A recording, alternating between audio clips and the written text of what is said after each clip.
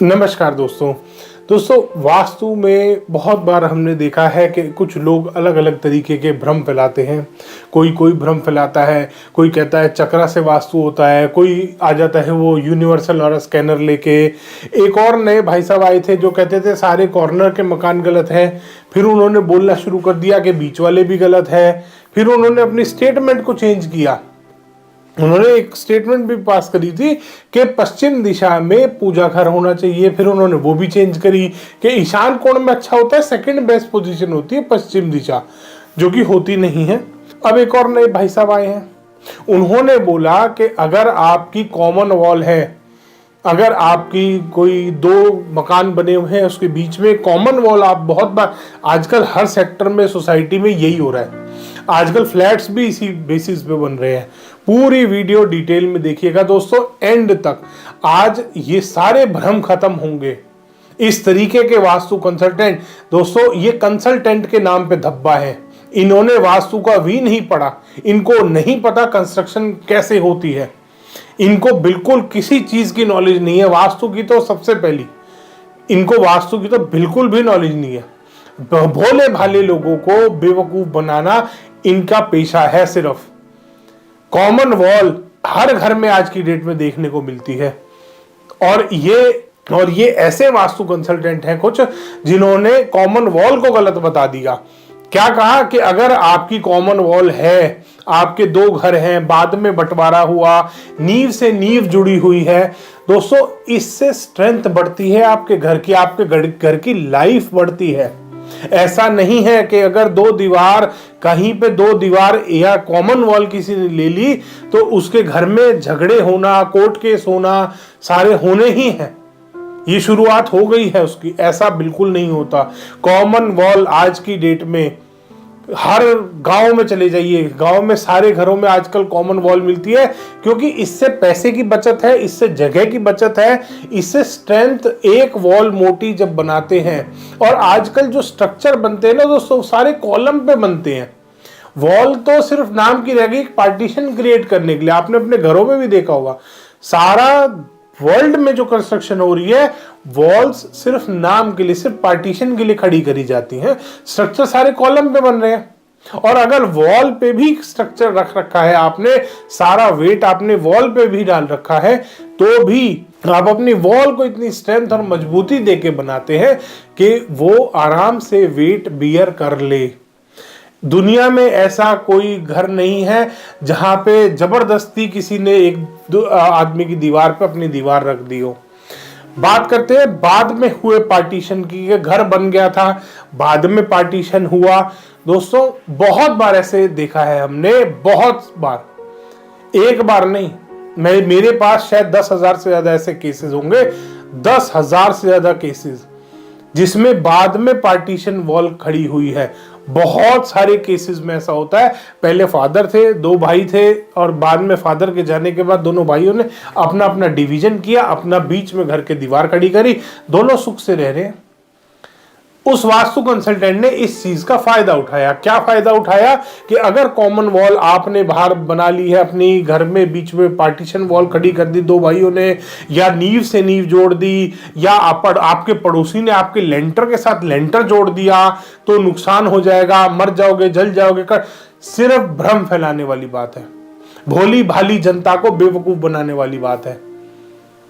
ऐसे ऐसे ऐसे ऐसे धोखेबाज कंसल्टेंट आ गए इस दुनिया में, इतने धोखेबाज के कॉमन वॉल को बर्बाद कर दिया, कॉमन वॉल को गलत बता दिया।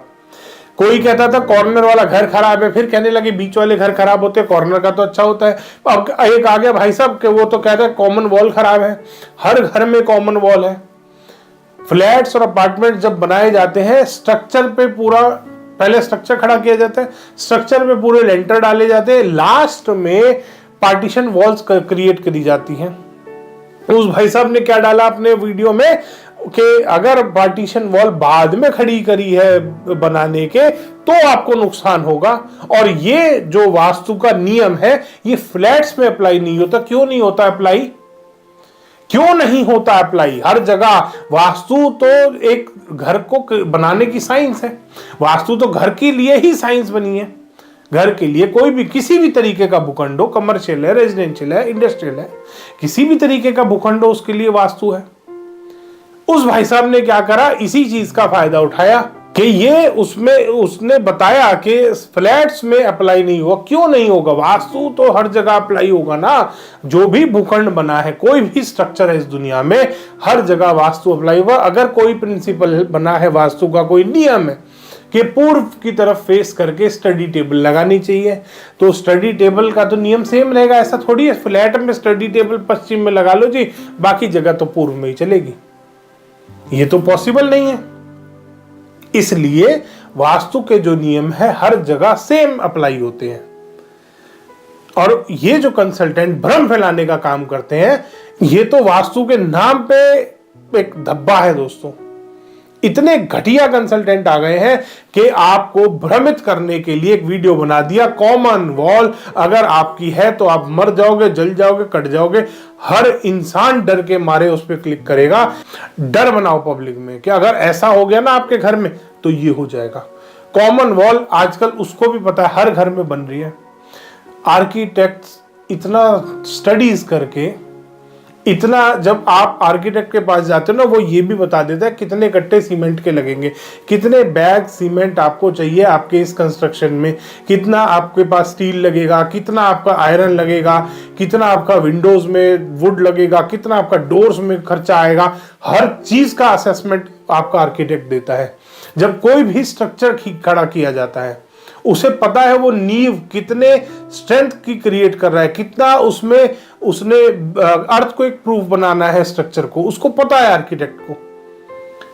और जितने आपके पास जितने भी एरिया की ओनरशिप होती है, सबसे बड़ी चीज आपको ध्यान करनी है, जितने एरिया की ओनरशिप आपके पास होती है, उतने ही एरिया का आपको इफेक्ट आता है आपके ऊपर।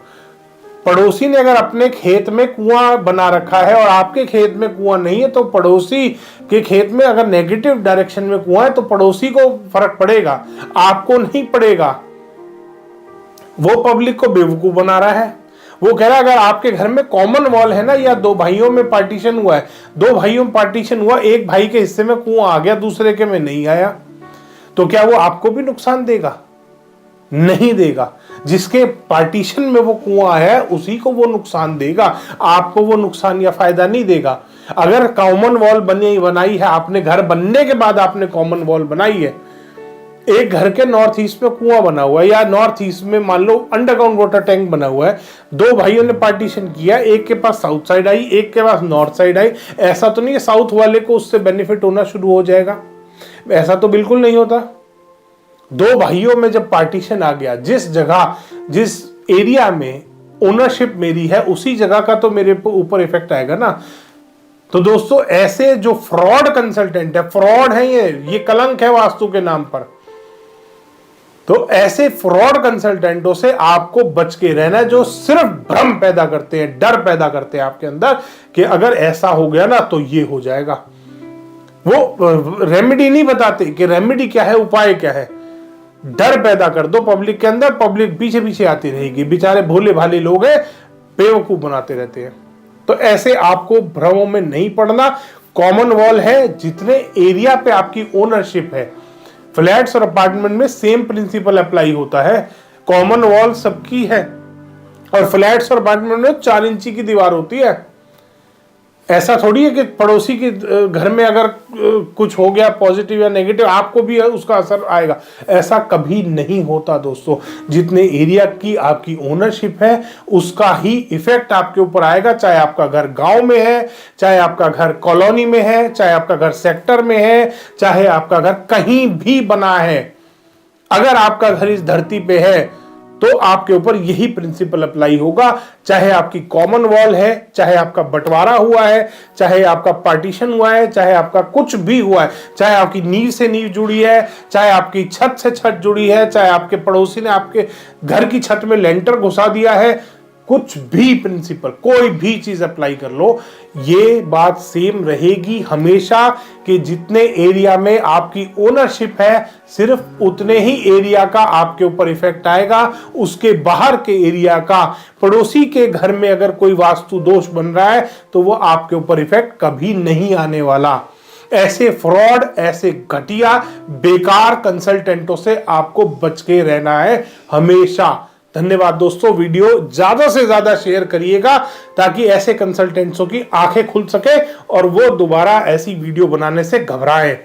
धन्यवाद दोस्तों।